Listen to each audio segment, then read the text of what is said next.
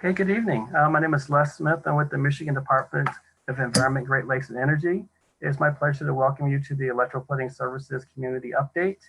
Before we begin the rest of this evening's conversation, I'd like to turn the virtual microphone over to Tracy Keskemetti, also with EGLE, who will give us our opening remarks.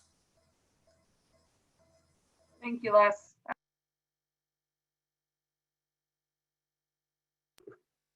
I pushed the button. Good evening, everyone. My name is Tracy Keskemetti. Like Les said, I work for the Michigan Department of Environment, Great Lakes and Energy. I work out of the Warren District Office. I appreciate all of you that are taking the time to be with us tonight to listen to this update, and I welcome you. We're here tonight to give you an update on the status of our work and the work of the USEPA and the City of Madison Heights on the Electro-Plating Services site. We're going to start with a presentation from Trisha Edwards, the USEPA on-scene coordinator. She's going to give us an update as to her recent work there. And we're going to be talking about how we're transitioning this site from EPA oversight to EGLE oversight, or Michigan Department of Environment, Great Lakes and Energy. We call it EGLE. We're going to be talking about that transition. So following Trisha's presentation, you will hear from Joe DeGrazia, who's with our Remediation and Redevelopment program. But we also, and then following Joe's presentation, we're going to have a question and answer session. Les is going to take you through the steps to ask your questions tonight. But in addition to Trisha and Joe, we have a number of people on the line that can answer questions. We have Melissa Marsh, the city manager from the City of Madison Heights. We have Bill Farrell with us from the Michigan Department of Health and Human Services. We have staff from our Water Resources program. EPA has other technical staff on the line that can support them as well. So we have a range of people prepared to answer all of your questions. We're going to take you through our presentations and hope that that gives you the information you need to have a good conversation with us later. And we're leaving plenty of time for all of your questions at the end. So I won't take up too much of that time. I'd like to turn it over now to Trisha Edwards with USEPA. Thank you. Well, actually, before we get to Trisha, right. That's okay. We'll just run over a little housekeeping, and I wanted to also add one additional announcement. Joining with me to help co-host the meeting is Mr. Jim Ostrowski, who is working behind the scenes. We will be monitoring for questions and any technical issues with the webinar. That said, just to let you all know that all of your lines are muted for the webinar, and that to let you know that we're recording the webinar for future viewing, and we will be providing information with you following the webinar, let you know when this webinar recording will be made available. In terms of how you communicate with us tonight, during this conversation, you may type questions in the Q&A box located at the bottom of the Zoom webinar control panel. You may also choose to raise your hand and select the hand icon that is also located at the bottom of the Zoom control panel. And then for our few attendees who are on the phone, and we have two this evening so far. So for those of you on the phone, to raise your hand electronically, it is pound and the number 2. Again, that's pound and the number 2. And we will see you, and I'll mute your line so you can ask questions of tonight's panelists. I'll review this housekeeping slide again later when we get to the Q&A session. But for those of you who are watching, feel free to type in your questions at any time throughout the this evening's presentations. And with that, now we'll turn the virtual microphone over to Trisha Edwards with the US EPA, who will begin this evening's presentation. Thanks, Les. All right, let me share my screen. Les, you have to enable me to share my screen, please.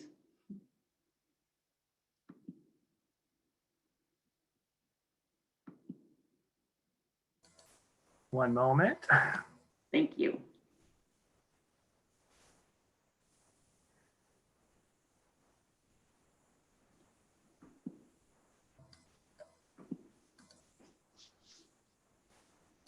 So as Les mentioned, my name is Trisha Edwards. I'm the on-scene coordinator with US EPA out of the Ann Arbor office.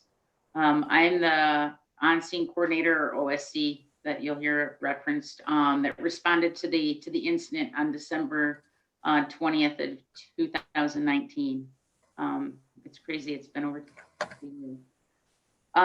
So of that first night, I'm going to walk through this presentation and go back over a little of the history of the site, just kind of touch on a few key topics, because I know our first meeting was like February 3rd of 2020, and I want to make sure that we kind of walk that through. So I think we're ready to go. And I can move on to share my screen.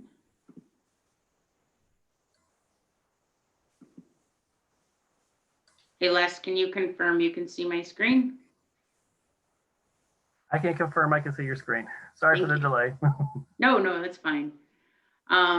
So as I mentioned, that first meeting we held was back in February 3rd of 2020.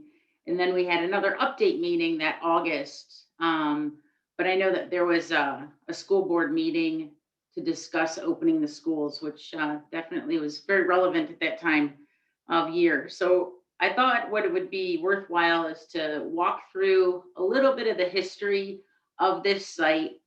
If you're new to this site, or if you missed the meeting in either one of the meetings, really. So I just kind of walk through and give you a little bit of the background.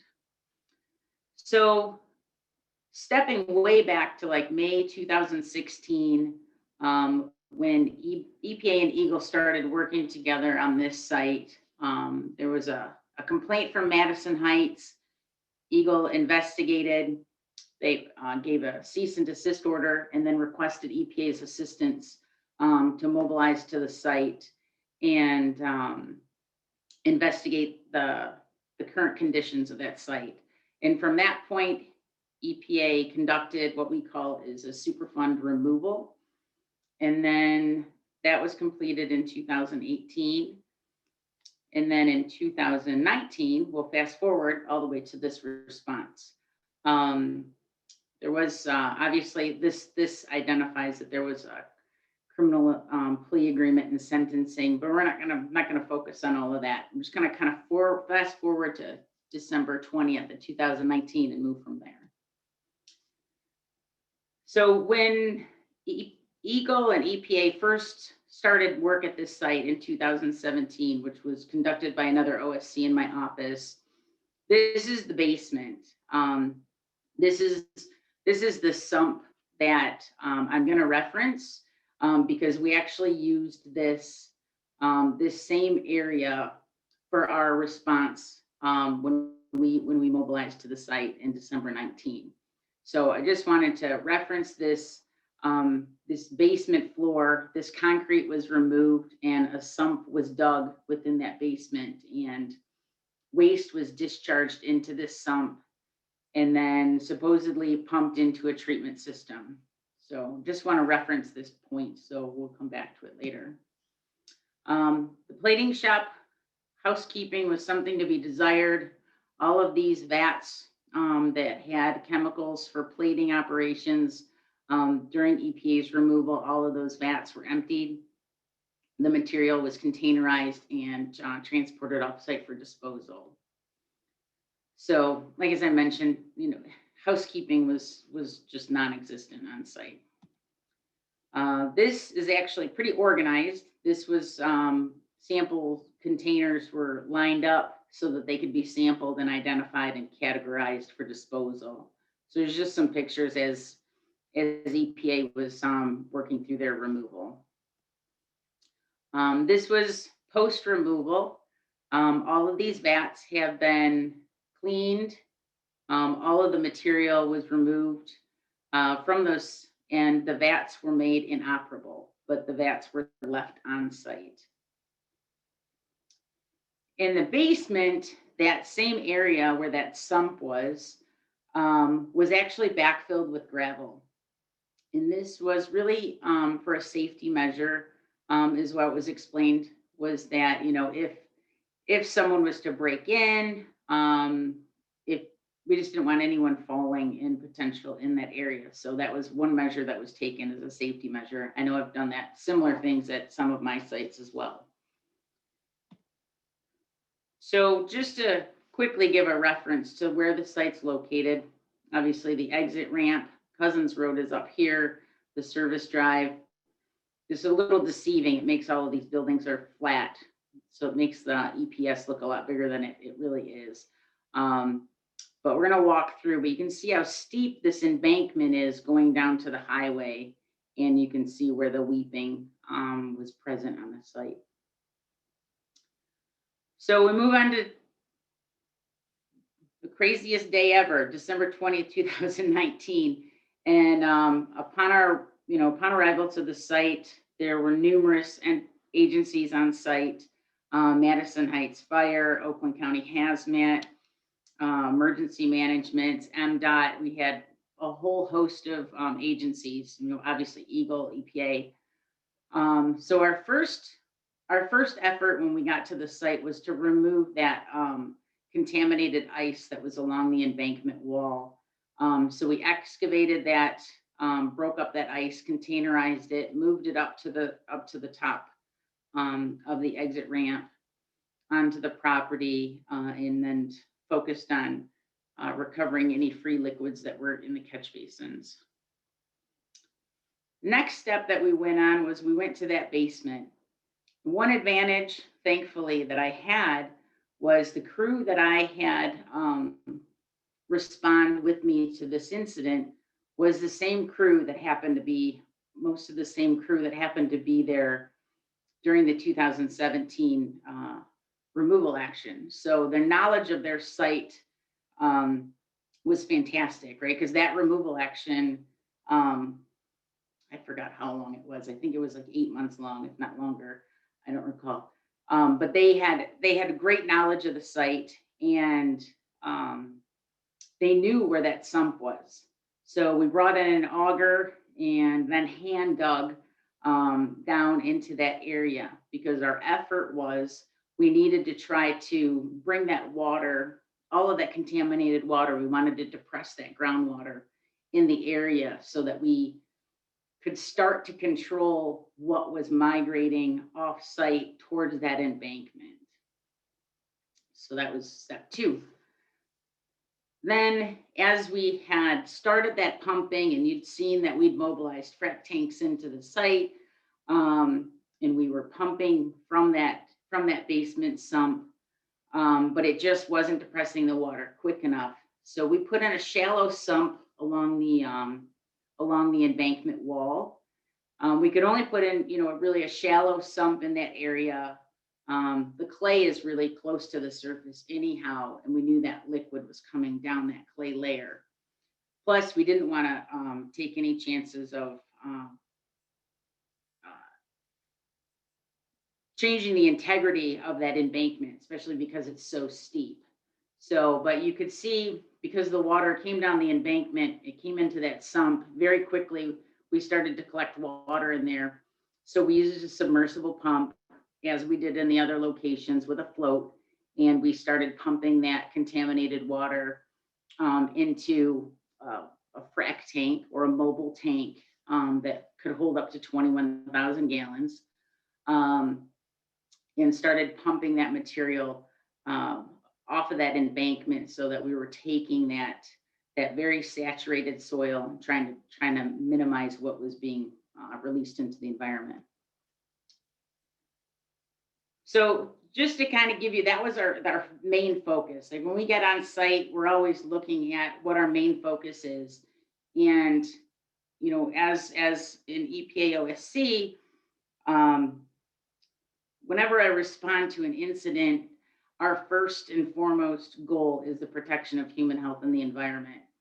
And then we have to take a look at the entire site and determine what is necessary, right? Like if I'm on an oil spill, I'm going to look at areas that I need to protect, like what type of wildlife is there, or if I can protect certain areas with booming.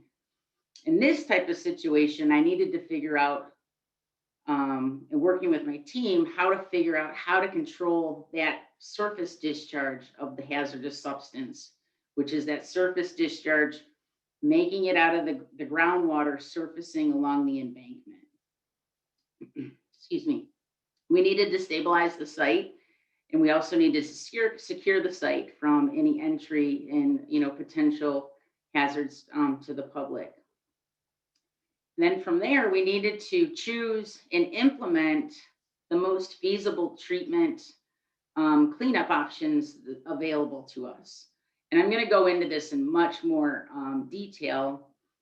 And then in the long term, we're always looking at, we're always trained right from the beginning to plan our exit.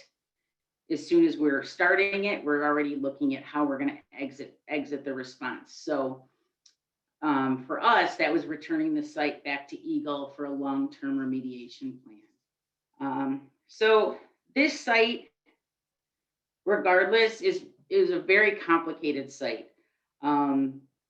But nonetheless, obviously, our first and our foremost goal is to protect human health and the environment. So to do this and to try to meet those goals, what we needed to do right away was start our site investigation.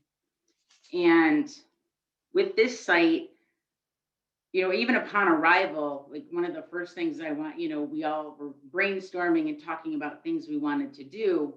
But we knew that we kind of had to resist, and we couldn't jump into it because we didn't want to make the problem worse. So the first, one of the first things that we did was we planned for a very robust site assessment. In this investigation that was started, I believe it was January 3rd, we mobilized in dozens of people to do soil borings and pull samples and really start to characterize the site so we could truly understand how that groundwater was moving and how best we could manage the problem. And like I said, this site's complicated, right? Because this site was one where we had the source of the contamination we couldn't go after, right? Because the building is still in place. The source of the contamination is still underneath that building. So our true challenge was figuring out how to address that contamination from the outside of the building to before it made it to the highway where it was discharging out onto the highway. So it was definitely challenging. It was completely different scope of work than I'm used to, right? So usually we run in there and we do things very quickly. And in the remedial world, I'll talk about, we actually did things very quickly, but it's a different story for us. So through that site investigation, I know some of you've seen this slide a few times, but what we had was this very defining clay layer here. And oops, Tracy's slide. And so what we have is in this top layer, I think, do I need to use the pointer here?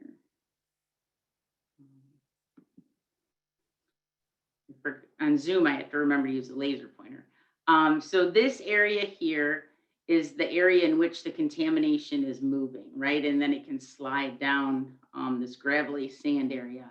And it's predominantly staying on top of this clay. But so some of the things that we had our challenges with, right? So there's a water line, there's a gas line, there's electrical, we've got fiber optics, we've got sanitary, and we have storm sewer. So we have a lot of things that we had to take into consideration as we were doing the investigation and planning for our removal. These lines here that you see, those are some of our borings in which we took during the site investigation. This next slide I actually stole from Tracy's presentation because I thought it was one of the best designs and kind of easy to understand. This design can be a little bit busy and a little bit cumbersome, but this one kind of tells the story, right? We've got this basement area where the contamination exists, and then it's sliding along this clay layer, and then it kind of hits that embankment and then slides down that embankment towards the towards the barrier wall along 696. So I wanted to keep that so we could talk a little bit further about it. We'll talk a little bit more.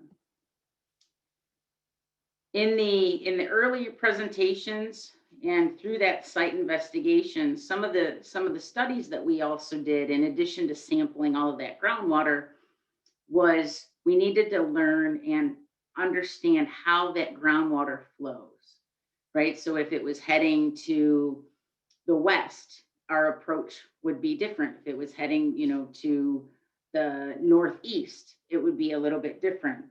And what we found was that it was actually heading due north. And we did this by measuring the water in the wells that we placed on site over a period of time. And you'll see in a later drawing was that we've continued to know that that is accurate from additional studies that we've done on site. But by finding out where and how that groundwater was moving, helped us to make some very educated decisions as we were moving forward. And so that leads us to identifying what our next steps were. So that first investigation that I mentioned, starting in January 3rd and 4th, all of these dots that you see here represent different samples that were taken throughout the site. So that really helped us to try to define the extent of contamination.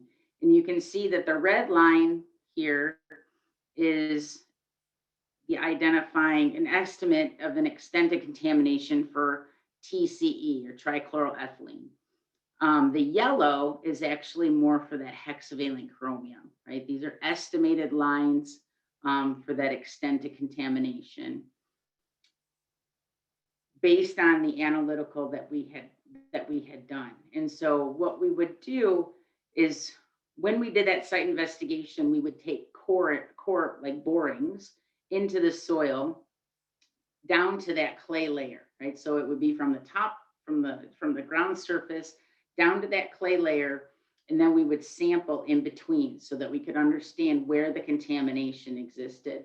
And then we would take groundwater samples in those same wells so that we could really try to paint that picture of what we needed to do.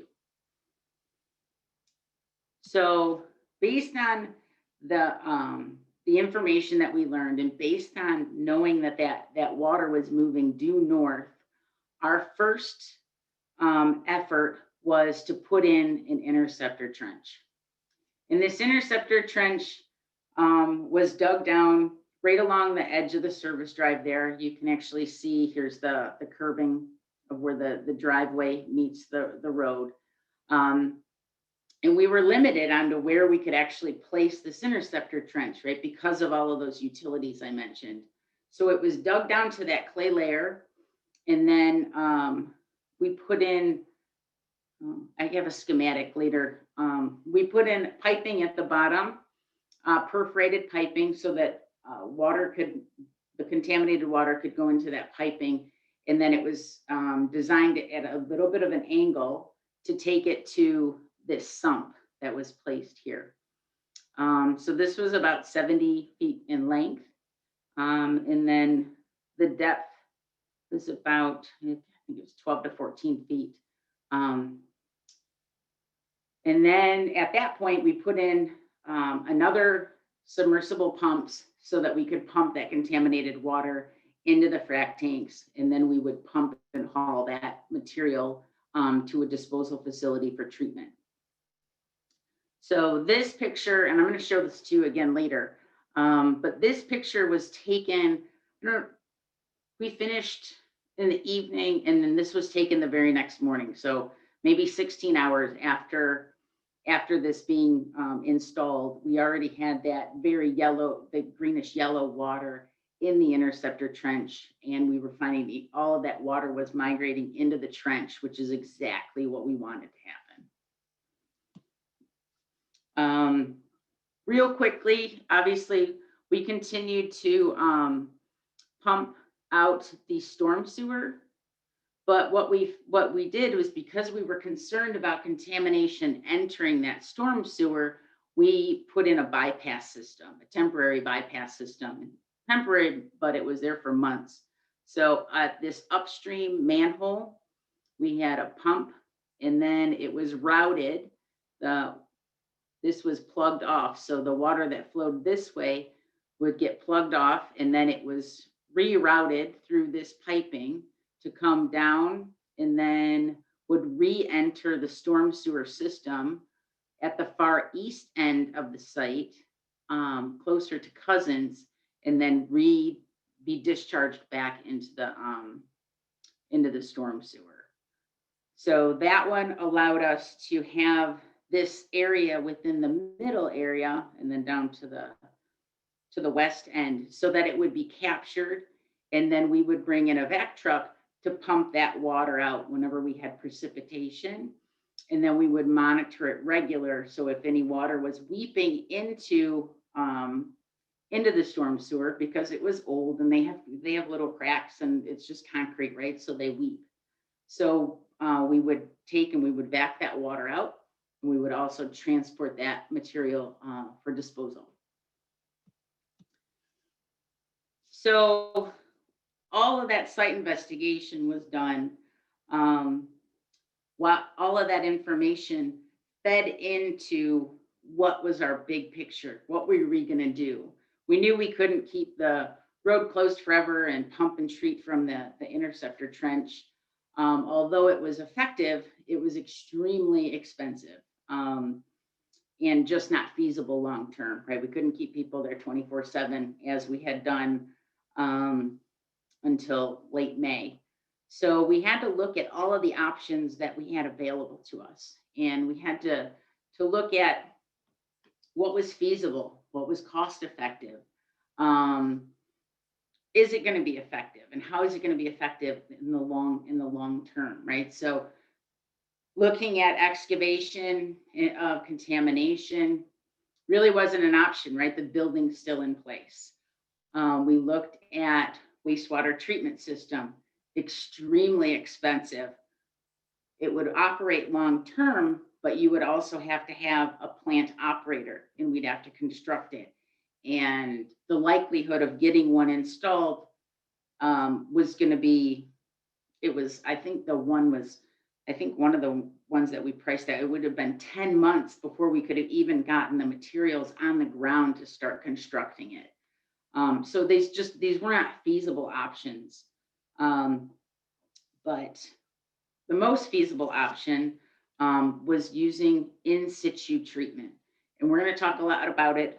And I'm going to go into the details about why this was the most effective choice for us. And I'm happy to say it is working. So the in-situ treatment is really the treatment of the groundwater in place. So we didn't have to remove soils. We didn't have to remove all of those soils when we installed the Interceptor Trench. All of those soils had to be excavated and hauled off site for disposal. This doesn't require us to excavate. I'm going to show you pictures of injections, but we injected this material into the ground that would treat the contaminated groundwater as it moved through. So obviously that waste was not going to be something that would require disposal. This science behind this, the chemistry behind this is effective, right? They ran, because that initial test was done, the investigation was done in January, but it took us until May to really come up with how and what was going to be the most effective. It was because we had to run a lot of studies to determine which media that we were going to use as their injections that would treat the contaminants that we were concerned with, right? And just to revisit that, our contaminants of concern primary were hexavalent chromium, the trichloroethylene, and then we saw some cyanides, and then some PFAS, which was PFOS. So this method would greatly treat these contaminants down to the levels in which met regulatory limits. So again, as I said, this would treat the hexavalent chromium, the TCE, the cyanide. It would reduce the PFAS and the PFOS. The long-term benefits, we injected this material in, and I'm going to show you the difference, but there's an on-site area, and then there's more of an off-site, like on the embankment. These are going to serve long-term benefits for us, right? These may not need, the one up closer to the building may not need to be re-injected for 5 to 10 years. So it's remarkable, and the benefits serve us for the long term. It was readily implementable, right? Once we decided this was the best way, the chemistry was working, based on all of the lab studies, that we were ready to implement this. And it was cost effective, right? I mean, we have still spent a great deal of money on site, but this would be something that could be managed for the long term. The implementation was cost effective, and then the operation and maintenance, really it's sampling to ensure that we're getting the performance that we want. So I will continue to go into that. So how do we install an in-situ treatment? So basically, it's what we call a permeable reactive barrier. And I'm going to actually just go to the next slide because I think it's a little bit easier to visually give you this. We use this as what we would call the permeable reactive barrier. It's not really a wall, right? But this, for visual, for all intensive purposes, that's the idea behind it, right? This material was injected into the ground. The contaminated groundwater moves through this area where these treatment additives were used, and then on the other side, the water is treated and it's below. So for all intensive purposes, this is a very simplistic design, but it really kind of tells the story. So that is the choice that we went with. And so when you walk through how this works and you walk through how that implementation worked, we moved very quickly into this next phase in July. So we responded in December. January, February, we conducted a lot of site investigation. In March, everything turned upside down with COVID, right? We never stopped operating. We were still pumping and hauling on site. We implemented the COVID protocols. I had reduced staff. We did staff rotation. But we continued operating. We were still operating actually 24/7 at that point. May into June, we evaluated those cleanup alternatives, right? We looked at all of those things that I talked about, the in-situ treatment, the excavation, things like that. And then we presented what we thought would be the best alternative to EGLE. And we decided as a group that that's what we all thought was the best choice for this site. So we moved forward with that. And in July, we started our first pilot test. And in July, I mentioned that we do this pilot test because we learned a lot from the material that we were injecting into the ground. We did some just like a handful of injections so that we could get an idea and that we could get better when we went into our full-scale operation in September.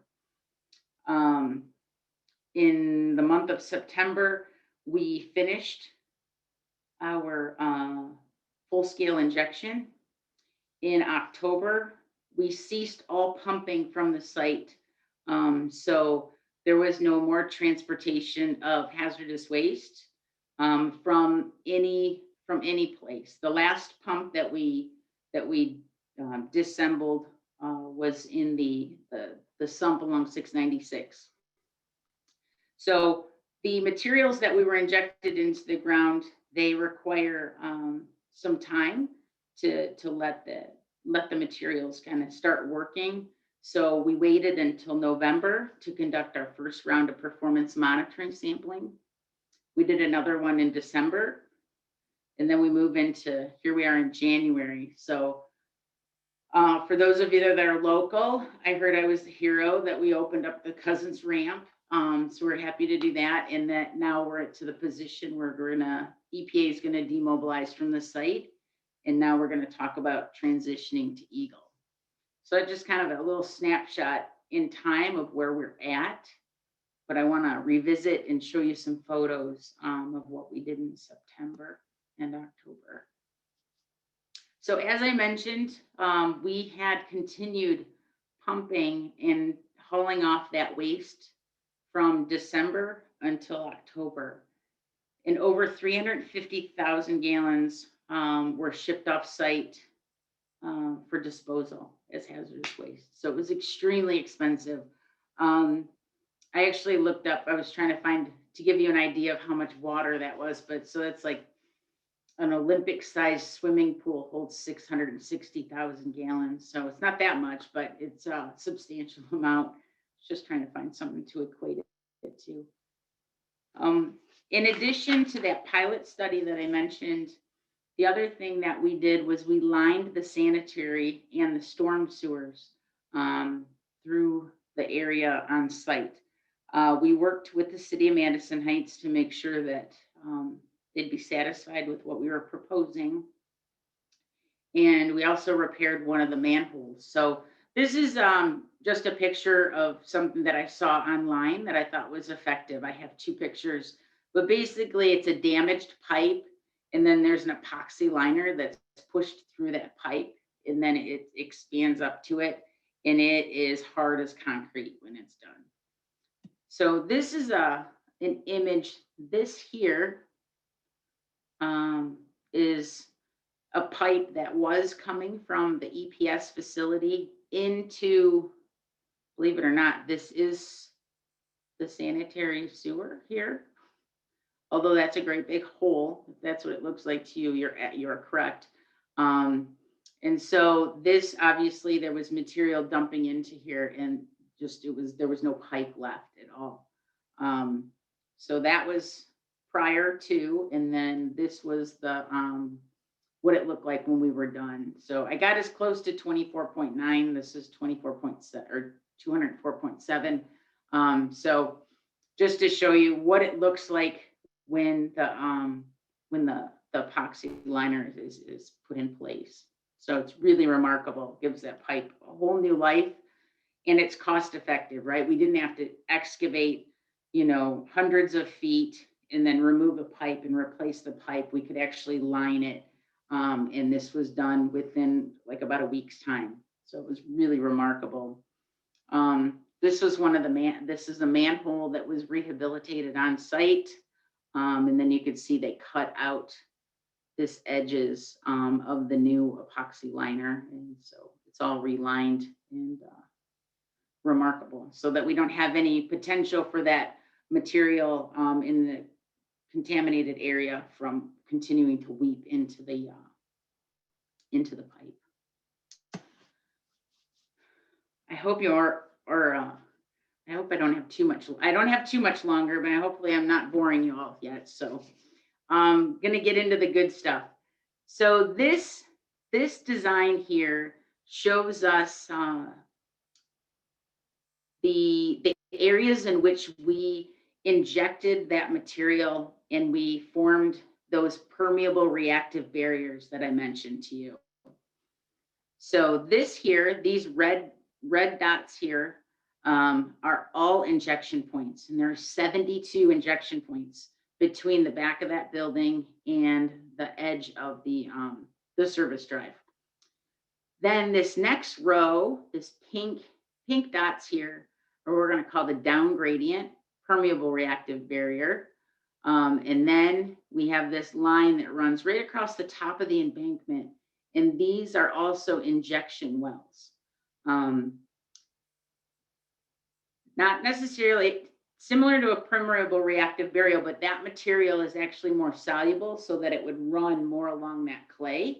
So it's not like that wall in that picture that I showed you. It's not as, this one is a little bit more flow, and it's really readily effective, which I can't wait to show you that.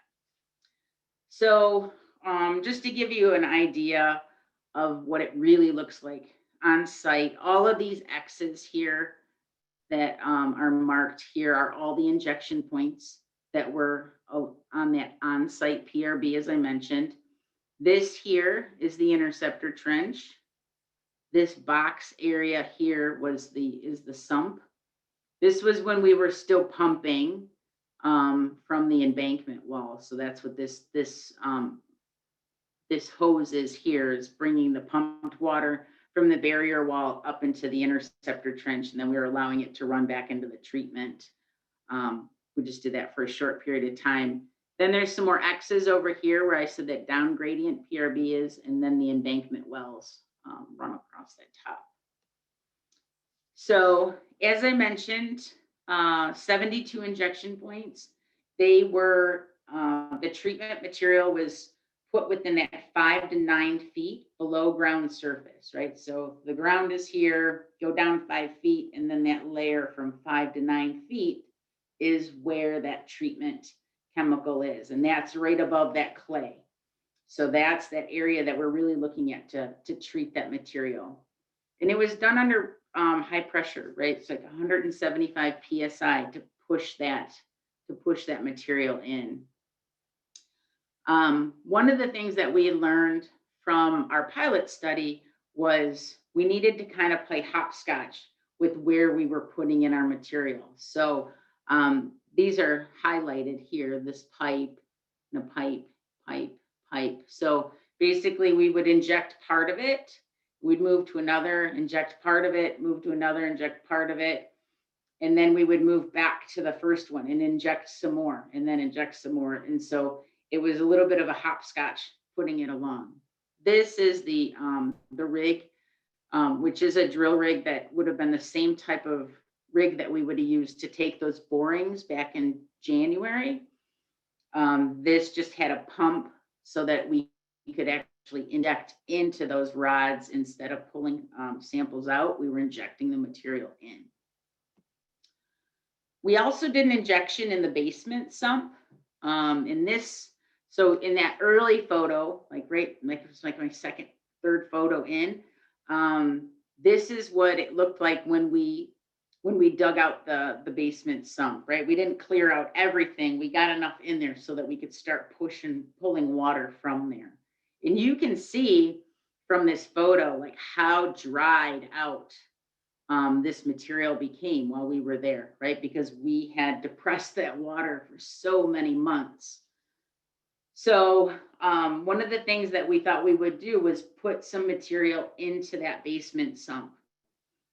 We couldn't do it under pressure like the other ones. It's just not safe to put a rig inside that building, especially with any hammering or any type of pressure.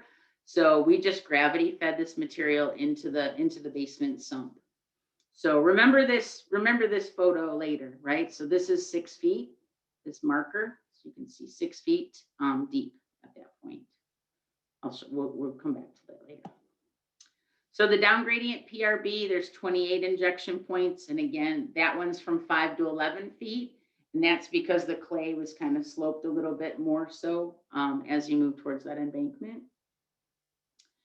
And then this is just an example of how we would move along and those pipes would get put in. And then as you inject them, they would come out a little bit. And we played hopscotch in this area as well. Then we put in injection wells, permanent wells. So these, as well as the on-site PRB, those injection points, once those came out, those were actually filled and then capped with concrete.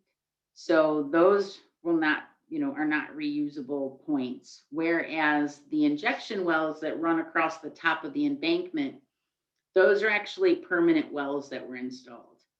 And those were actually screened from 6 to 16 feet. And screened means that from 6 foot down to 16 foot down, there's literally a screen in this plastic PVC pipe where groundwater can move into that pipe. And then we can, for this purpose, put material in and let it weep out. But also you could, as groundwater comes in, you can actually pull samples. So it's often used. That's a mistake. I'm sorry. This was actually gravity fed. This was not done under pressure. There was an attempt to put a little bit of pressure on these, but it was not effective. So a mistake there. This was just gravity fed. We just put these up on pallets just to try to give a little bit of push to it. Not very effective. So here's the points as we were putting them in, and then they were concreted in, and then the monuments remain in place. And then we also put in some material into the Interceptor Trench, right? So it's there. We know that material goes right through there because it was extremely effective. For those of you who remember, the samples that we would take in the storm sewer where it was bypassed, once we had the Interceptor Trench in place, we started to see the hexavalent chromium in the storm sewer drop out. So we were able to know that really kind of showed us that our Interceptor Trench was doing what we wanted, but that there was still contamination. But so we actually pushed material into this pipe here, which runs along the bottom of this trench to the sump. And then for future reference, this sump will come out in the spring. This will be capped, and then this will be made into a permanent point, and then kind of made like a monument, similar to like a monitoring well. This will actually be left in place. So this will be something that is still available. Like if we want to try to put any type of treatment material in there, we're going to leave this in place even when we rebuild the road, just as a catch-all, just no harm, no foul. We can use it if we can, right? So we just thought it would be the best thing to do. So going back to this map that I showed you, right? So our on-site PRB, the down gradient, the embankment wells. Now these blue dots I want to focus on, right? So this is recovery well 1, and I'm going to highlight that because that hands down was always our worst sample. No matter when we ever pulled this sample, they always had the highest chromium levels and some of our highest TCE levels, but chromium for sure. So these monitoring wells here were strategically placed, and as well as here, to try to understand and monitor the performance of that treatment that was that was injected into the ground. So if you remember earlier, I talked about that groundwater flow map, and that showed us that we were moving due north, right? And that was early on in January. Well, every time we sample, we're still taking these same type of information, and we continue to gather more and more data, and we continue to see the groundwater truly does, every time it's flowing exactly where we expect, and it kind of moves in this discrete pathway, right? And there's a utility corridor here as well, but it moves in this discrete pathway towards the highway. So these highlighted areas, just another example of the treatment areas, the trench and the treatment areas here. And then on this map, they're red and white are those monitoring wells. So now I'm going to get into the results, right? So is this working? Like, we really need to know, is all of this effort and all of this material, everything that we put into the ground, is it working, right? That's why we're here. And that's what's really exciting to share with you, is the science and the materials are doing what we wanted it to do. So MW22 is right here at the top of the embankment. MW5 is down here right by that sump that we had installed. So MW22 and MW5,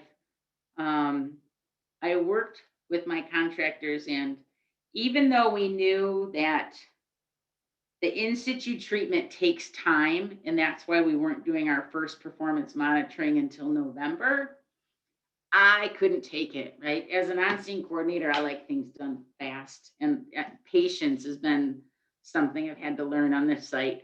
My contractors will say it hasn't worked, but what I wanted to get an idea was, is this working on those two wells on the embankment, right? The things underneath the ground, they take time, right? They're gonna take time. It's gonna take time for those to get treated. And there's not an immediate threat to human health and the environment while it's still within this area, right? It's underneath the road. Not that it still has to be treated, but we have more time. What I really need to see quickly is see what's coming out onto the highway. So that is why I asked my contractors to start to implement a monitoring plan. Just try to do maybe around weekly sampling. We were only sampling for hex chrome. At this time, I didn't look at TCE or anything. I just kind of wanted to get an idea of what the hexavalent chromium was doing, that inpatient side of me. So if you look, MW22, as I said, that one's the top one. MW5 wasn't an actual well until September. So that's why there aren't any results here. So back in July, MW22 was 31,000 micrograms per liter. The groundwater surface water interface criteria, right? So the number that we need to be under is 11 micrograms per liter. So these numbers are absolutely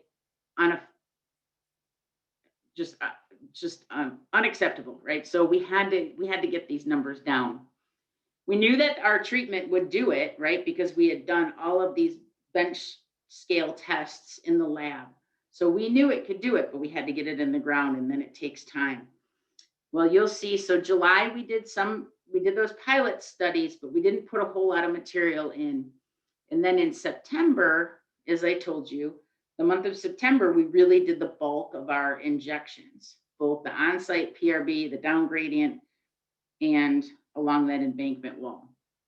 You'll see during our injections, we're already seeing a reduction, right? So we did that pilot study in July. We're at 11,000. Within the week, we dropped down to 640. Then we've seen non-detect. We've seen it come to 9.9 as a high, right? And so, but we're staying underneath that 11 criteria, which is astounding, right? I just keep waiting for it to not be there, but the science is working. So you might ask, well, why do we have these ups and downs, right? Well, that's going to continue to be the case through the whole treatment area, right? Because that source contamination is still underneath that building. That groundwater is still moving through that area, right? So it's constantly changing. And so it's constantly going through treatment. So we might see little changes here and there, but that's because until that source contamination is gone, it's going to get a little bit of change as we're moving through it. So as you can see, this is why I was really excited to share this with you, because this is really, really remarkable information. And I guess what it should be said too, right? When I was talking to my contractors, you know, for groundwater treatment systems and things like this, the emergency response program, my program, we don't typically work with groundwater, not for treatment. We might put in a city water main, but we don't actually work with the groundwater, right? That's usually a remedial effort. And And these things, you know, typically they're studied for a year, maybe 2 years, maybe even longer. So I asked our remedial contractors and our engineers and our geologists to take all of that and turn it into months so that we could implement it and still get optimal results. So I just think that it's remarkable. So I wanted to share that with you. So as I mentioned, the performance monitoring sampling is going to be done. We did ours in November. I wanted another one before we left, before we demobilized. So we did November and December. This will move to quarterly as EGLE takes on the project. But our agreement with EGLE was really, we wanted to make sure we had good data before we demobilized from the site and transitioned to them. So we look at, you know, obviously our site contaminants. This says metals, so it's our target analyte list. So there's a whole list of metals, right? Arsenic, things like that, mercury, the PFAS, PFOS, and then volatile organic compounds. So all of those things are looked at. And then there are perfect performance parameters. And this is where my team, the really smart part of my team that I don't understand, this is the information that they look at to make sure that in-situ treatment is performing the way that we want it to be performing. So July, I wish I could, there's a bar across the top of my screen, so I'm having a hard time showing you what I want to show you. So so this was our sampling in July. As I mentioned, we did our first round, our pilot study in July, but I really wanted to get a baseline to get an understanding before we started our full injections, right? So you can see by these color-coded marks here that we have exceedances. Let's see, that one I can get rid of. This one, I don't know how to do it. Okay, I apologize. So you can see we have exceedances for a lot of materials, right? So this was a TCE exceedance. These exceedances are for TCE as well as chrome, right? So we still, as we all know, we have a problem, right? That's why we've been there for 7 months at this point. So then we move to November.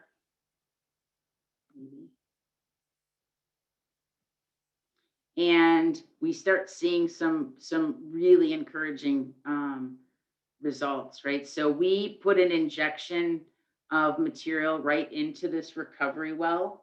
We put in material, and you can see we don't have any water exceedances in these green ones here, right? MW5, MW22, these outside parameters, and then these two in the center, we still have exceedances, but if you look, it's only for TCE. They're not exceedances for chromium, which is remarkable. In December, changes a little bit, right? But this is what we expect to see. We expect to see those changes because that source of the contamination still remains under the building. But we're still seeing, like in this recovery well, where I told you was always our terrible sample, it's still, that one is still doing remarkably well. And we've got some exceedances here, some are just for TCE, but this point where all this water still has more area that it has to travel through for additional treatment, out here, we're still underneath criteria and we don't have any exceedances when it's discharging, right? So this is a constant process where things will continue to move, but they'll continue to see favorable results. So that leads us to current situations, and I guess this isn't current. This is a little bit snowier today, but this was last week. We worked really closely with MDOT, and they helped us get the exit ramp open. It was a challenge, and I learned a lot about working like maintaining all of these barrels, and it's very expensive to rent all of these things and keep them in place and maintain them. So say an extra special thanks to MDOT, because they do a great job, and they've provided us with a great deal of guidance through this process. So thank you so much to all of the support we had there. That basement sump. So do you remember when I said, go back to that, remember that one picture, and I showed you that it was 6 feet deep? Well, this is now, when we stopped pumping on site, we stopped pumping in the basement sump, the interceptor trench, as well as that last sump along the barrier wall. We had to let that groundwater go back to natural state, right? So this is the natural state inside the basement. So you can see this is like the treatment material. It's kind of stinky too, but it's still, and it's kind of a blackish in color. It's a little bit stagnant in here, but this is where that water is. It's a high, it's rather high. So this was surprising. We were kind of nervous as we watched it come up over the past couple months. And then the embankment wall, right? So this is really important that I want to make sure that everyone's aware of. This isn't going to change. There's always going to be water that's weeping out onto 696. The way that embankment is designed, the way the clay is, I'm not a civil engineer, but the way that works, that water is going to continue to weep out onto the highway. So the wonderful thing is it's not yellow, right? It's not, the contaminated levels they're not exceeding any criteria, but it's just, I want everyone to be aware, and you'll see this other places. I know on 696, there's areas where it just pours over the wall. Or on 96. This is actually spray foam. So way back last January and through the winter, we actually tried to, so that we could keep all of that material back behind that wall, we actually used fillers. So there is this spray foam that's there, but that's not, it's the same kind of stuff you put in your house. And this is the interceptor trench, right? So you can see this yellow color of the material that I said that was January. I was thinking about that. It was like 1 year and 1 week ago was the time frame in which we put this, actually 1 year and about 10 days was when we put this interceptor trench in to now. You can see how high the water is. I was talking to Dave about this, and you can see all of those rings, right? So how deep it is here versus how shallow it is here. So it's only about 50 inches from the top of that interceptor trench. So, or from the, I'm sorry, for below ground surface. So it's come up quite a bit. But you can see there's some of the treatment material is visible within that area. And then this picture is actually from this morning. This was last year at this time. The frac tank was still in place. There was actually another frac tank over at the end. We were still pumping all the way around. And now what we have in place is this fencing around the interceptor trench. And this is really in place just until the spring. We really ran out of time to remove it. But I think it made me feel more comfortable. God forbid we have any problems, but at least it's in place. I like to have options. So I don't think that it's going to be necessary, but at least it'll be in place for a few more months. The intent is for us to come back in the spring. So where we are now, just as a reminder, right? As EPA transitions the site to EGLE, as we knew when we proposed the in-situ cleanup options, right? The source contamination remains in place. You know, we didn't address the source contamination.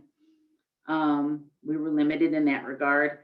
EPA and EGLE, you know, we came up as, you know, as we have since day one, collaborated on this response. And, you know, EPA was on site, but still we communicated and worked together on our plans. So we came up with that plan for the in-situ treatment. And when EGLE agreed to that, they also agreed on, you know, keeping up the ongoing operations and maintenance. So that was where we were at. And so excluding the work that's to be done in the spring, the site will essentially turn over to EGLE probably the end of next week. And the only reason I'm holding on to that is I'm validating some additional analytical results. Once I have all of that data, that I can properly provide EGLE with everything, at that point, I will turn the site over. So our plan, as I said, is the service drive will remain closed. I should note that. From John R. to Cousins, that will remain closed, obviously, because of the Interceptor Trench. That Jersey barrier runs along the edge of that from the exit ramp. So January, early February, we're transferring the site over to EGLE. But we will return in the spring. EPA will return in the spring, and we'll remove that sump along 696, the barrier wall, do any restoration there necessary. And we'll also remove that interceptor trench, make that piping permanent, and restore the service drive. We worked in close with MDOT and with the city to make sure that their engineers were happy. Everybody, that we provided the specs necessary, right? Rebuilding a road is not something that I have any experience doing. So we wanted to make sure all of the specs that we were putting together were accurate. So we want to make sure everybody we keep everybody happy. I guess in closing, one of the questions I know that continues to be asked, and I didn't make a slide for it, it was a lot of information, but current costs for this emergency response action, EPA has spent approximately $3.1 million. The previous removal action that took place was approximately $1.5 million. So I'm guessing that may have come up in questions, so I'd hit that up now. As always, we try to keep our websites, both EGLE and EPA, try to keep our websites up to date. Both of them are listed here, and then EGLE has a really cool fact sheet that they put together. So for all those frequently asked questions. So I have taken enough of your time, and I'm going to turn over the presentation to Joe DeGrazia to talk about the next steps.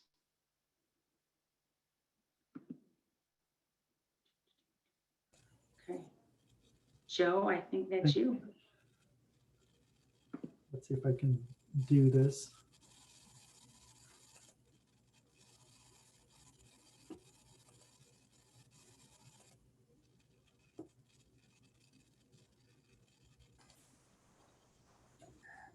Can everyone see my screen? Joe, we can see your screen. Just need you to go ahead and put it in slideshow. Hold on one second. Okay.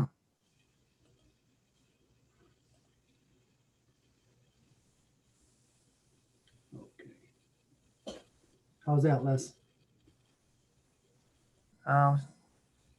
It's not in slideshow yet.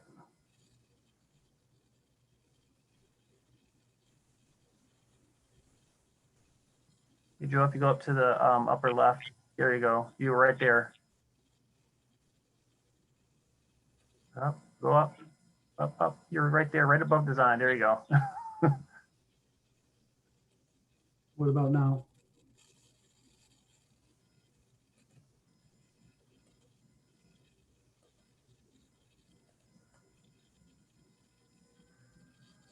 Oh, still not in slideshow. What is going on here? All right, hold on one second. Do you have two screens, Joe? I do. Is that the issue? It might be on the other screen. It's on your other screen. All right, let's try this.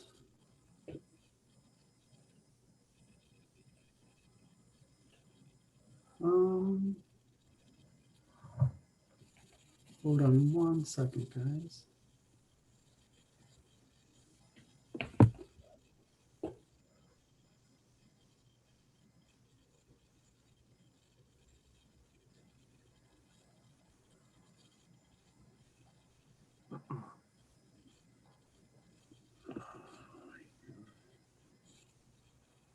So, hey, Joe, while you're getting that, I'm gonna, hey, to our attendees, while Joe's getting that, just wanted to just remind anyone that joined after we started that you can go ahead and type a question. We do have several questions in the Q&A, which we will get to here shortly.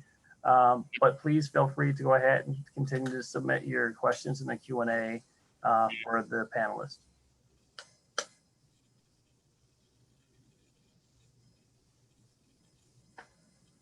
Is this working now, Les? Right now, we just see your desktop. Okay, so let me try this.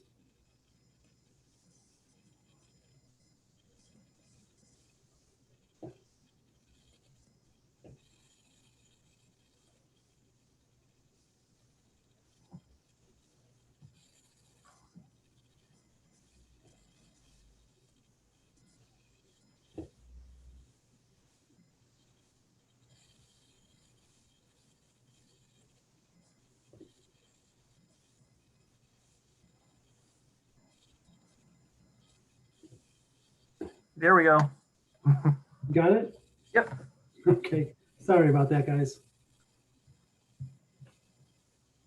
So,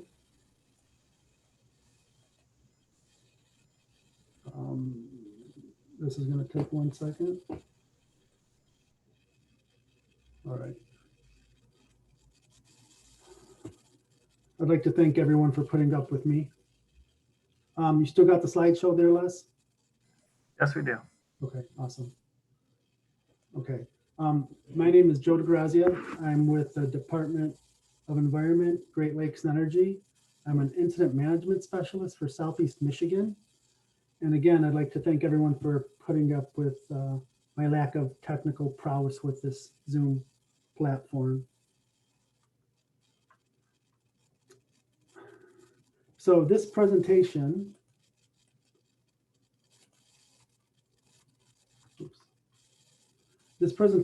is to discuss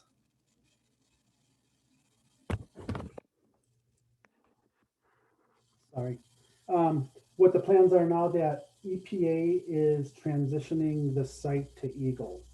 And this presentation is going to be more in a generalized form and give a broad picture of what we're planning and what's to come. Some points to keep in mind, and Trish went over these pretty well. The release of hazardous substances to 696 triggered EPA to conduct an emergency response. And an emergency response is an immediate response, and it's typically short term. It doesn't take, more than a year.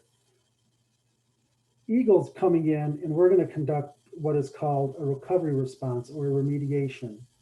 Now, this is going to involve doing a more thorough site investigation to remediate the site, and is conducted over a long-term duration to collect all that information and make sure we have all the information needed to best address the contaminants on site.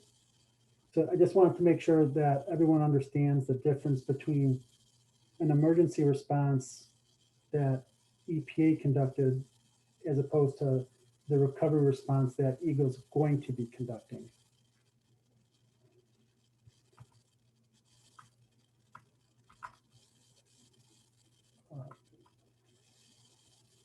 So real quick, an overview of the activities.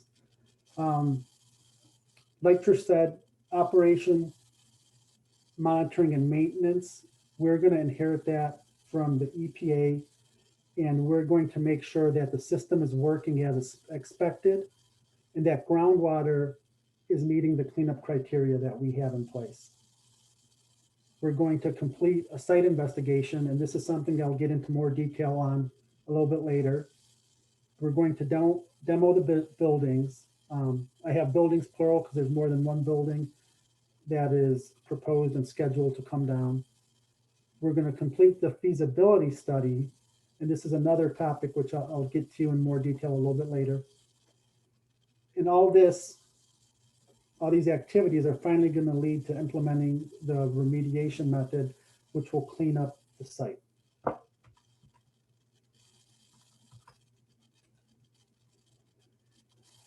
Excuse me. So the current status is AMEC won EGLE's request for services proposal and is our professional services contractor. During this time, like actually pretty much from when this emergency response started to currently, we've been in contact with the city, and since we knew the site was going to be transitioned to us, we've been coordinating our activities with the city of Madison Heights so they're aware of what's going to happen and what's going to go on. As of today, a kickoff meeting has been conducted, and that includes a site walkthrough with the EPA, with EGLE, and with AMEC. AMEC will have a work plan for us completed this week, and all a work plan is kind of an overall plan on what are the site activities to be expected for this project. The health and safety plan has been finalized, and that includes COVID-19 protocols. And then we're going to start a building characterization surveys of both 901, building 901, and building 945-959. Now, building 945-959, it's two addresses, but it's generally the same structure. That's the main building where the operations occurred, and that's where the basement is with the contaminated groundwater.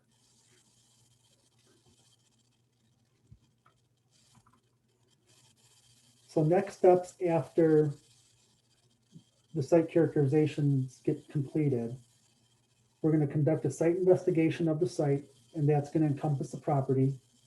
We're going to complete the building specifications for 901 and 945. A trade contractor will be hired, and the buildings will go down. The feasibility study will be completed, and then we're going to make sure that we keep the community updated on the status of the site and progress of our activities out there. We want to make sure that, you know, if the residents have any concerns or questions throughout this process, we have a way to communicate with them and make sure all those concerns are addressed. So the site investigation, this is where I wanted to get into a little bit more detail. The site investigation is going to consist of a thorough and comprehensive investigation of the subsurface. So soil and groundwater samples will be tested, and we're going to test them for what we call all the compounds or contaminants of concerns. So we're not going to just limit it to, we know hexchrome is an issue out there. We know TEC is an issue out there, or TCE, sorry. We're not going to just limit it to those select compounds. We're going to test for all the metals, all the volatile organic compounds or VOCs, all the semi-volatile organic compounds or SVOCs, and PFAS. Vapor intrusion is another important avenue that we're going to investigate out there during our investigation. We're going to take all that investigation, or we're going to take the investigation information and all the data that EPA collected during their time out there. And what we want to do is add to that and get a more refined picture so we know precisely what's happening at the site, what's the extent of the impact, and what are all the compounds that we should be worried about. We know that impacted groundwater went down the embankment and made it to 696. Trish showed that one cross section, which was great. You know, it's a pretty distinct path that the groundwater followed from the building to the 696. It was a very narrow channel, and that's been really well defined. And that path is being addressed by the in-situ treatment. So we're good with that. This site investigation is going to focus primarily on the area just of the property. We're going to stay within the property boundary, but we're going to investigate the entire property. Like I mentioned, demolition.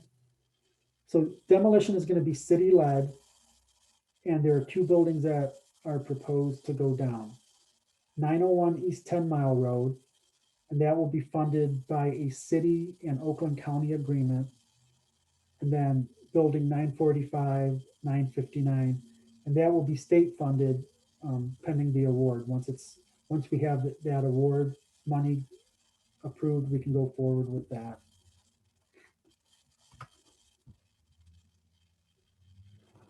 Okay, this is a figure that hopefully gives a better idea of what I've been talking about.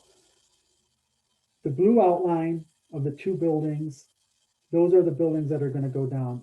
There are more buildings on the property, but we're not worried about those 2 right now. The only ones we're worried about are 901 and 945. The gold outline, that is the site boundary, and we're going to, we'll say, focus our investigation within that yellow boundary. Based on the results, we'll be able to tell whether we need to expand outward or not. But for right now, for this initial site investigation, we're going to stay within that gold boundary outline. Feasibility study is something else I wanted to discuss a little bit with you guys, just to give you guys more detail on, on what we're expecting in terms of what a feasibility study is. A lot of words on this slide. To sum it up, all the site data and information will be collected and reviewed, and that data is going to be used to help evaluate remediation methods. And those remediation methods will be then evaluated to best address the source contamination. So we'll have this list of methods, and let's say we have a list of a dozen methods. We'll narrow it down. Okay, which methods best address what's the particular factors of the source, the contamination and specifically what's out there. And then the best option will be chosen based on performance and costs. Something to keep in mind, we do have limited funds. Unfortunately, we don't have an open bank account. So we want to make sure that we make the best use and the biggest impact with the funds that we have available.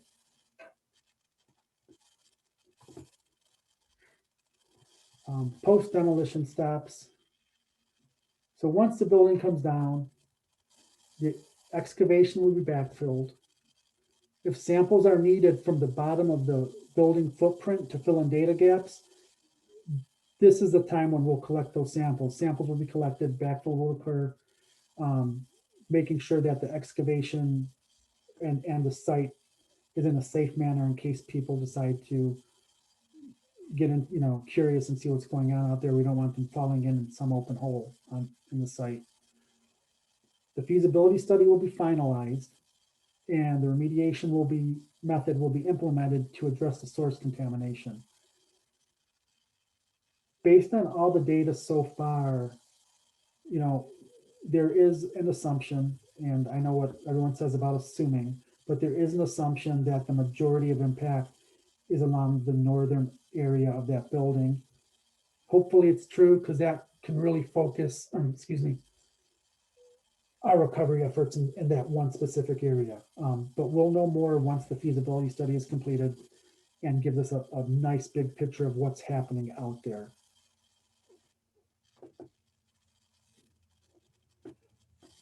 As I mentioned before, we want to make sure that the citizens, like you guys, stay up to date on what we're doing, and if you have any questions, how, to reach out to us. So for updates on the EPS site, we put together a government delivery list, and this link is kind of crazy, but it can be found at EGLE's EPS webpage, which is also another good avenue for information. Now, the government delivery list, if you sign up for that, you'll get, the best way to describe it is like short snippets of the site activities. Like, for example, if we're going to conduct monitoring event, or let's say we need more fencing for security, or we finished doing some phase of the project, we'll just send out these short bursts of what is going to be done or what has been done, so you guys are aware of what this progress is. A more formal update will be available on that EPS web page. We'll give a more thorough and formal, all-encompassing update to cover what's going on the site. In the meantime, I know a lot of comments came in. If they don't get addressed today, this is my contact information. You can send them to me, any questions that don't get addressed, and I will make sure that they get addressed and sent back out to you. That's it for my presentation. I know I really buzzed through it really quick, but I want to make sure that you guys have enough time to ask any questions that you have concerns about.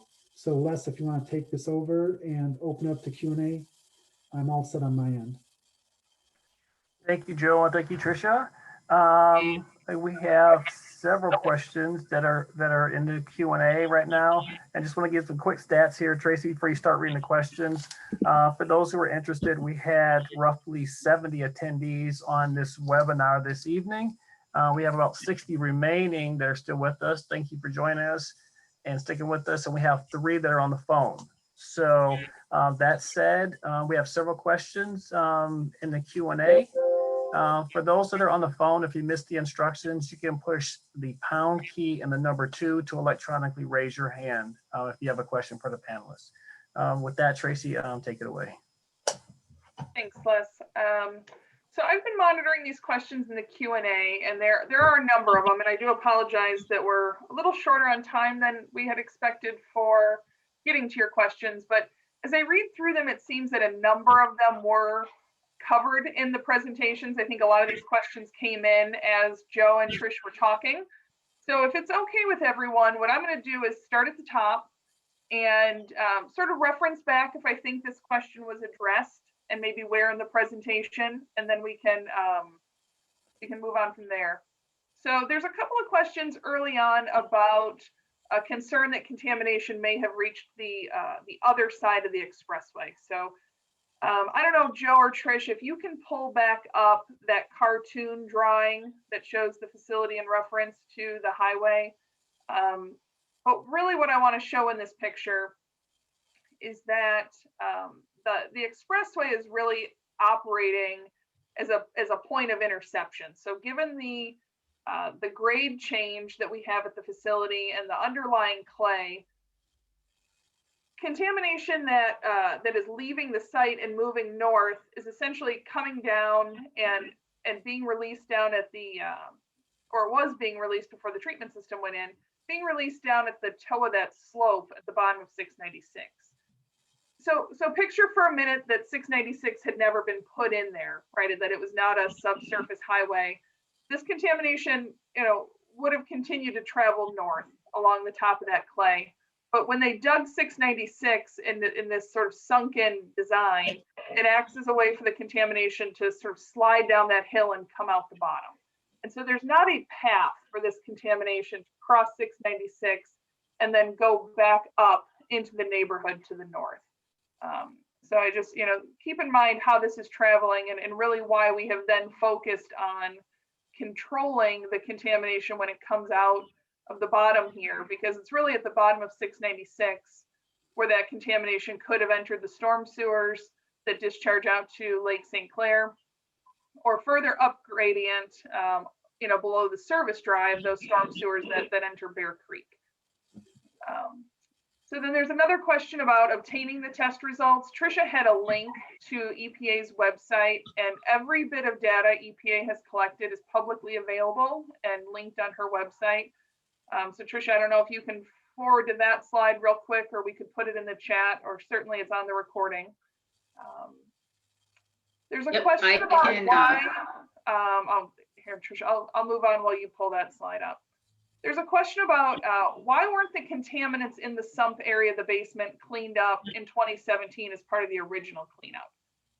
So what Trisha mentioned was that when EPA came in 2017, they had a building full of drums and tanks and containerized waste and spills and all of this. And their action in 2017 was an emergency response to relieve the imminent and substantial danger that all those accumulated chemicals presented. There was some discussion tonight about the difference between an emergency response and a long-term cleanup.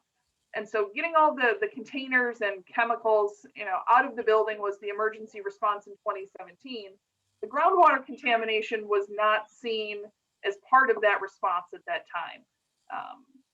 And I don't think we talked about it much tonight, but we've talked about it in the past. There was a process happening after they cleaned up all those containers. They went through what we call a Superfund evaluation, where we looked at this site to see if the contamination that was present qualified for a certain kind of federal funding to clean up contaminated sites.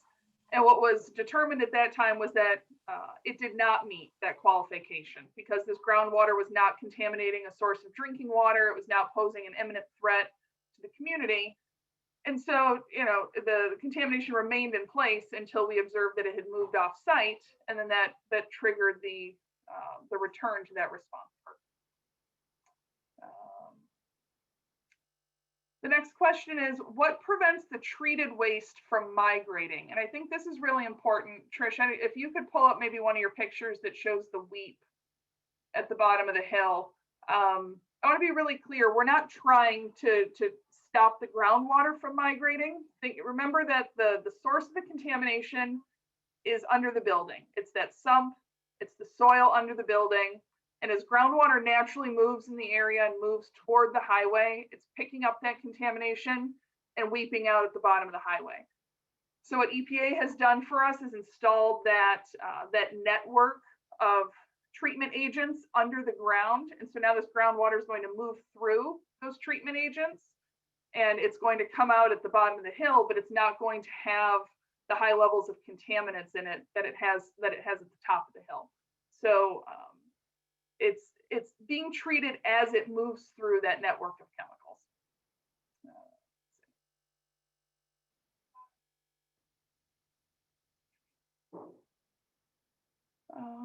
What information did the company owner use for his legal defense on polluting, and was this a long court case?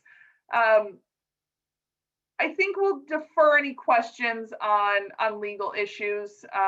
This is ongoing litigation.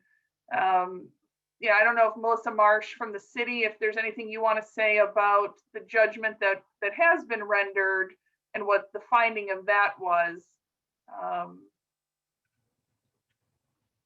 Yes, thanks, Tracy. So yes, this has been a long court case. The city has received award from the trial court, which has ordered the demolition that Joe referred to a little bit ago, and that currently is being appealed once again. So we continue to be in court over this particular site. Thanks, Melissa. So the next question, it says it was stated that source area soils were addressed during installation of the Interceptor Trench. However, it would seem that there are source area soils beneath the building. So I think just to clear that up, I think what Trisha said was that when the Interceptor Trench was excavated, those soils from that excavation were dealt with, but certainly the soil under the building has not been removed yet, and that will not happen until after demolition takes place. Let's see.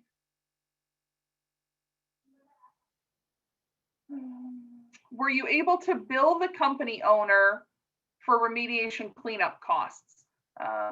Trisha, can you talk quick, briefly about EPA's cost recovery process. I know you mentioned that there was, over $4.5 million of EPA budgets already expended on this site. Sure. So the 1.5, I don't know if it was 1.4, 1.5 million from the first removal action, Mr. Sayers has been ordered to pay. There has been no payment on that to date that I'm aware of.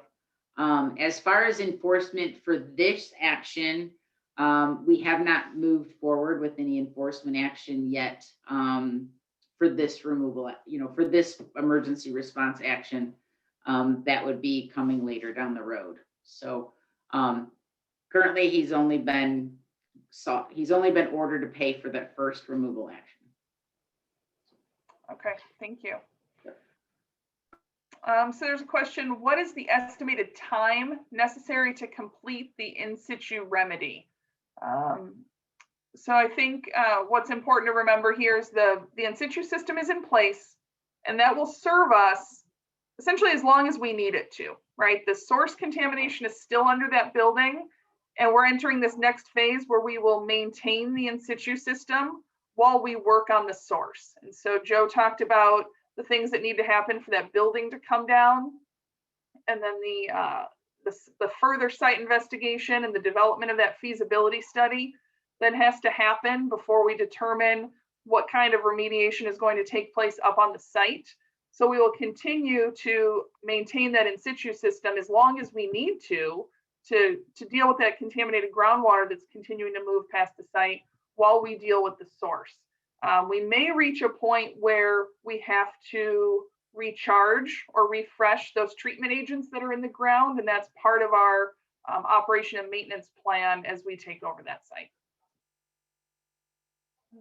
How do you treat the hazardous contamination so that it's no longer dangerous? So Trisha spent some time on this, and there are a number of questions in the chat here about what specific material was used for the injection. If we can, what I'd like to do, because we're a little short on time, is I'm going to give a brief summary of that. And then at the end, if people want to talk about that more, maybe we could bring on Dave Beck from Tetra Tech, or Trisha, if you want to come back and really get into the science of what were the treatment reagents and that sort of thing. But I think the takeaway here is that the injections Trisha talked about, they created a treatment zone under the ground. And as the contaminated groundwater moves through that, there's different chemistry that's happening that takes the chrome from being in the dangerous form of hexavalent chromium down to chromium-3. And it's reducing the other contaminants as it flows through. And so I'll defer the super scientific discussion of that to the end if there's still interest in that. Any new state of Michigan policies or an increase in your response team budget and lessons learned? So there's a link I want to put in the chat, or if Jim Ostrowski, if you could do this for us, or Les, if you could do this for us. Some of you may know that after EPS was in the news back in December of 2019, after this started, the governor called for a review of EGLE's policies and procedures around compliance and enforcement work to better understand how this happened and how we can make sure that sites like this don't become as problematic in the future. So there's very recently been a press release on the conclusions of that evaluation. So if that could get posted in the chat, I think that'd be helpful, but I'll just as a summary level, I'll just say that it was an EGLE-wide process looking at all of our enforcement policies and procedures. There's a number of recommendations in the report for things that we will start to work on to become more efficient, more responsive in a more timely manner. There's also going to be a request for assistance from the legislature in terms of our technology needs to improve our data management so that we're not going to shelves and shelves of paper files and historic files and trying to understand what did the remediation group know versus what did the waste people know versus what did the water people know, and we will have better integration of the data across the department for some more efficient work on these sort of multimedia cases. But there's a lot to say about that, and I see Jim has put that in the chat. So for anyone who's interested, I would direct you there. So the next question is the building going to be torn down? Joe talked about that.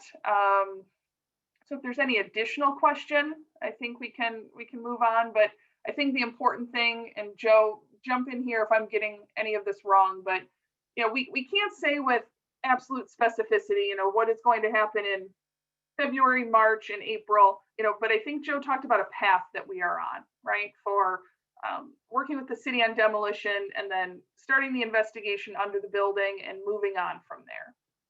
I'm going to skip this next question, Les. What specific material was used for the injection? Because I think we talked about that. Was the green slime what triggered the investigation? I will say that the green liquid that came out on the side of 696 in December of 2019 is what triggered EPA's response and that emergency response action, yes. Okay, here's a good technical question. If there are utility corridors running along and beneath the roads, is it possible that although groundwater flow is predominantly to the north, there is contaminant migration along the preferential pathways?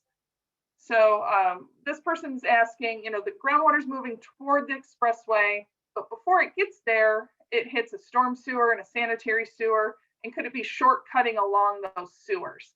Trish, can you come back and talk briefly about your slip lining of those sewers and how you address this problem? Absolutely, thanks. So yeah, absolutely. That is definitely an area of concern for us as well. So one area in particular was that storm sewer. So that is why we were concerned about it reaching this storm sewer, getting in the sewer and traveling both in the storm and the sanitary sewers. But what we did is when we conducted our site investigation, was we actually straddled that storm sewer to make sure we knew it was getting in, but we wanted to straddle that storm sewer and take samples along the storm sewer.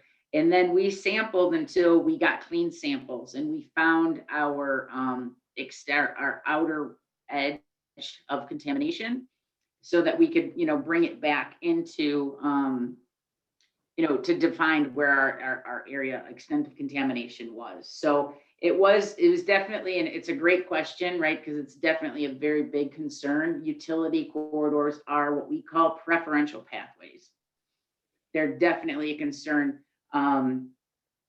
There is actually what you'd say utility corridor. It was a board line, basically from the top of that embankment down to what they call handhold, or it's like a little manhole that's down along the embankment. So it was bored, but that soil was disturbed, right? So that's another area in which the contaminated water could flow.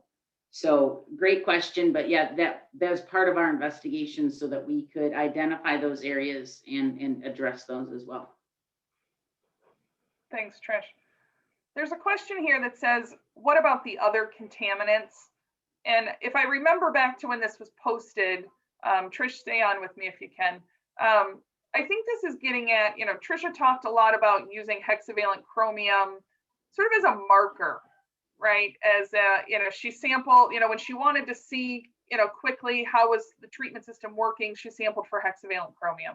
It's not to say that the treatment system that's in place, keep in mind, it is designed to address the other contaminants of concern as well. So Trisha, I don't know if there's anything more you want to say about why your focus was on hex chrome, but. So our main contaminants of current concern, right, were, and Dave, if you want to throw your speaker up, you can come on if you want, but we did have our main contaminants of concern were the hexavalent chromium, the TCE, and some cyanides, right? But on occasion, we would see, very random, we would see hits for mercury.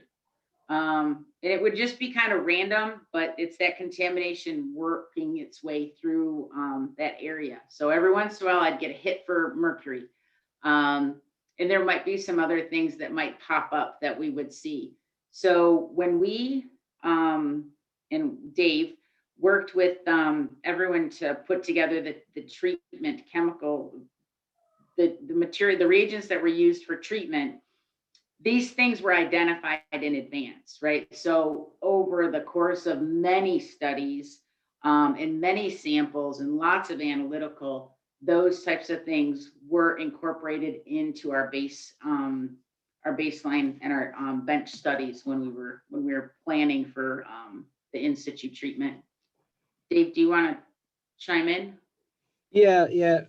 Real briefly, we looked at a combination of some various remediation products, and we use those together to provide us several pathways to treat the multiple contaminants that were present, and primarily the hexavalent chromium, the chlorinated solvent, the TCE, cyanide, and to some extent PFAS as well. Fortunately, a lot of those are able to be treated using this similar chemical pathways. So it was just a matter of finding the right combination, which is the testing we did early on in the project.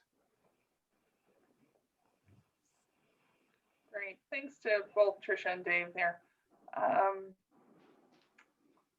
Just scrolling through these questions because I'm trying to lump similar questions together to make sure that we get to all the different topics that people are interested in. There's a question that says, how long will monitoring go on and what will trigger cessation of monitoring? So Joe, maybe you can come back here, or Trisha, if you have any thoughts, but I think one thing to keep in mind is that we're talking about monitoring the performance of that in situ system, but there's an awful lot of work that's going to be happening uphill from that. So Joe, or maybe Trish, if you want to take it, but can anyone say what is, I mean, I think the easy answer is as long as it needs to, right? But is there anything else? I mean, we're not, this isn't transitioning back to EGLE and then we're going to sample it for 3 quarters and be done, right? There's as Joe outlined, there's an awful lot of work uphill that's getting started here. So I think the answer is as long as needed, but Joe, Trish, do you have anything more on that? The only thing I would add to that, Tracy, I mean, and as long as needed is accurate. Once the source contamination has been addressed, we're still going to monitor it because there might be slugs that go through. So once we reach a point where monitoring is consistent and shows that everything is good at that point, but it's hard to give a deadline on we're going to monitor like for, a year or 5 years or 10 years. It really is going to be as long as necessary to make sure that that site has been addressed properly. That's a good point, Joe. So how much of the cost for remediation is being paid for by the property owner? Trish, I think you covered this, but it's at this point, none, right? At this point is public funding for the cleanup of this property, and EPA has spent $4.6 million to date, and that does not include the money that's been allocated by the legislature for demolition of that building. It's not include the money that EGLE will be budgeting to do their site investigation and future remedial work out there. What happens when an animal drinks it? My neighbor's cat gets out all of the time. I think this question came in, Trisha, when you were explaining the wheat at the bottom of the embankment. So again, I want to remind folks that we know the water is going to come back out at the bottom of the hill. The work Trisha did out there for the last year, for the most part, she was pumping that water out of the ground and taking it away somewhere where it could be treated. And we've stopped that. And we're letting the water flow through the ground now that EPA has installed this network of treatment agents, right? So when the water seeps out at the bottom of the highway, it no longer contains, the hazardous concentrations of these chemicals. All of the action that's been taken out there in the last year has been taken to protect public health and the environment. The building is secure. It will remain secure. And so there's not an imminent threat to public health and the environment there, although, much remedial work needs to be done, but there's not, contaminated water at the surface that a person or an animal could come in contact with. Joe, could you or someone from Remediation Division take this next question about vapor intrusion? It says, is vapor intrusion an issue from the chlorinated volatile organic compounds? And how do you know it's not, since the monitoring network is so limited to the immediate source area? And Trish, I know you did some initial work on vapor intrusion as well. So could one of you talk about that? So I could start with that, sure. So certainly, because of the TCE levels, vapor intrusion was a major concern of ours, particular with the neighboring business. So vapor intrusion study was conducted. I pause you just for 1 second. I just want to back up. I suspect that this question came from a real technical person, but just for everyone else on the line, I just want to explain to folks what we're talking about here is when we have a certain kind of chemical in the ground that can turn into a gas at normal temperatures and pressures, right? So it's a liquid when it's under the ground, but a dangerous gas could seep into a building. And so TCE is one of those chemicals. It's a solvent, right? So what we're worried about is that it's going to turn into a gas and then seep into neighboring structures and be an inhalation hazard for people occupying those buildings. And so this is a type of contamination that we have to protect against when we're doing remedial work. So it's different than groundwater contamination. This is the fear that chemicals are becoming gases and migrating that way. So sorry, Trish, go on. No, thanks, Tracy. That's a really good point. So obviously it was a major concern of ours, like I said, for the neighboring business. So we conducted a full vapor intrusion study at the neighboring property. We also included a cyanide study there as well, because they have an adjoining wall. There's contamination under that building, but there is not a vapor intrusion threat within that building. And like Tracy said, it's with groundwater, but it doesn't always travel in the same pathway as groundwater.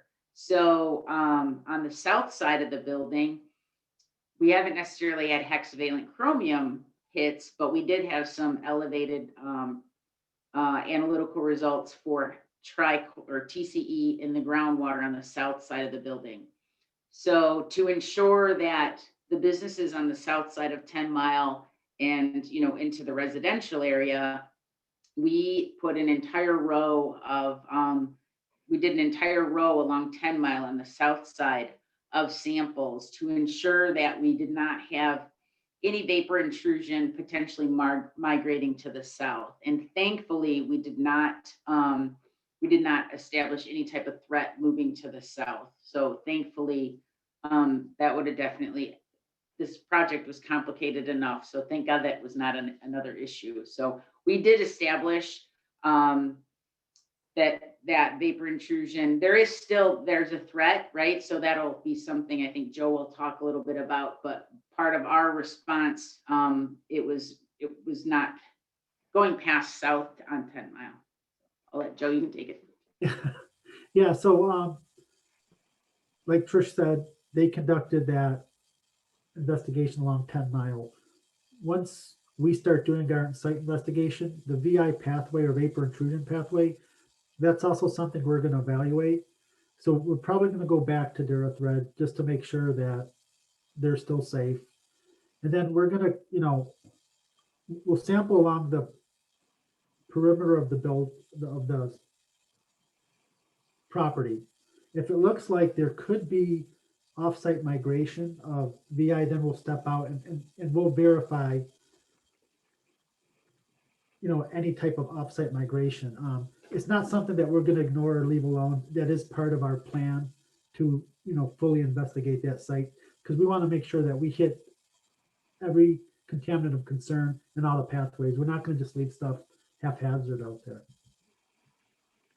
Thanks, Joe. I think that's a really good point, because especially for those of you that are really familiar with this case and the updates we've given in the past, we did talk about how we tried to score this property for remedial work under the Superfund program, and it did not score high enough because no one was using the groundwater as a source of drinking water. And so that lowers the sort of priority for it in that funding realm. But it's important to remember, vapor intrusion is a really high priority public health pathway. And so it's, in an area where the groundwater is not being used for drinking water, Joe, correct me if I'm wrong, it's probably the most important pathway, right, in terms of public health. And so the work that Trisha did to make sure that the neighbor was safe, and the work that she did to make sure that that gas wasn't migrating into the neighborhood to the south was incredibly important. And Joe's work is going to, build on that and work to confirm that. Right. So somebody asks, in the city records, this building is listed as if it has no basement and it's continually being called a basement. Was this an actual certified space for storage or any use at all? I certainly can't speak to whether or not it was a certified space, but what I want people to picture about this building is it's like remember like a tri-level home? Remember the houses with like a walkout basement and the different levels? That's what it reminds me of. You go in on street level off of 10 Mile, and the basement area we're talking about is just a few steps down from that street level, maybe 5 steps. So you're almost in sort of like a half basement. But then the back of that area steps out toward the service drive at the grade back there, because you do have this grade change between 10 Mile and the service drive and the highway. And there's a bit of a truck well that comes up. So I think of it as a walkout basement, but it is somewhat, below grade. But then keep in mind, the owner also dug a pit in that basement. And so you had the basement that was sort of half below grade, but then a large pit in the middle that was collecting all of the waste that was, being directed there from the plating operation above. So that's what we mean when we talk about a basement. And then there was a related question that said, if the owner had done this the right way, what would have been the right way? There was a wastewater treatment system on site. And what a compliant plating shop will do is direct their wastewater from their plating operation through a wastewater treatment system that removes and filters out those contaminants before it puts it down the sewer that goes to the Great Lakes Water Authority sewage treatment plant. Any material that can't go through that wastewater treatment plant would be treated as hazardous waste. It would be carefully containerized and labeled and shipped off site to a professional hazardous waste facility that then takes that and treats it and reduces the contamination. That's what would happen in a compliant operation. In this operation, Mr. Sayers was operating his wastewater treatment plant sometimes, but a lot of waste was being directed into this pit in the basement. Containers were being hoarded. Chemicals were being stored improperly, and it was I've always called it an industrial hoarding situation. So this was not how plating shops typically operate. So we don't want anyone to think that, well, there's another plating shop down the road. Is this what they are all like? It is not what they're all like. What year did the contamination start at this site? Our records go back, the pit was in the basement. Our records indicate back into the 90s that pit was there. And I believe Mr. Sayers operated at least into the mid 80s. So there's been a plating shop on that site for some time. Somebody else comments that PFAS migrates further and differently than hexchrome. You're absolutely right. All these contaminants move somewhat differently through groundwater, and that is definitely something that our investigation will take into account. Are you planning to continue to monitor for vapor intrusion concerns in the occupied neighbor's building, and if so, how often? So I think Joe mentioned that, but Joe, can you just confirm, is that like a one-time study you go in and do, or is it an ongoing thing where there's like a monitor inside of that building that would alarm if there was a hazard, or how does that work? We did it seasonally. Yeah, it's not like an alarm system, but there would be a point in there that's monitored over time. So we are just 1 minute before 8 o'clock. I think we've gotten through most of these questions. I know I flew through some of them just in the interest of getting to all the topics. Les, I hope you would have stopped me if there was anyone with a hand up or anyone on the phone. There actually is one person with Okay. their hand up. If you want to take that last. Yeah, please. question. I'm sorry if we kept you waiting. I was on a roll. Okay, we'll take this last one.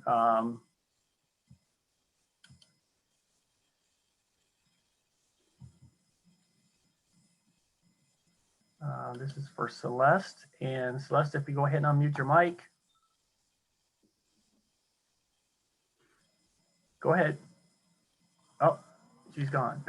Okay. Okay. Well, I did All right. notice that Celeste had a number of questions in the Q&A, so hopefully we got to it. And certainly if not, Joe posted his information. I think Les, do you have a slide with everyone's contact information on the end? Unfortunately, I do not, Okay. but I'll give mine. Okay. Well, and Joe, I don't know if you can put your slide back up that had your contact information on it. You're asking a lot. Hold on.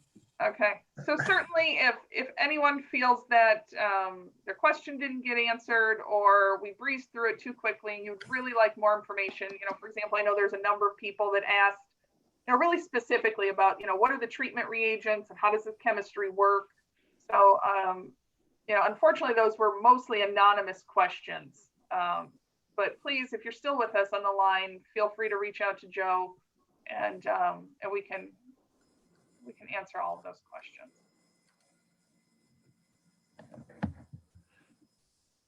So Les, I think we've gotten to most everything in the chat. We are right up at 8 o'clock. Yes, we are. And so I just want to remind our attendees,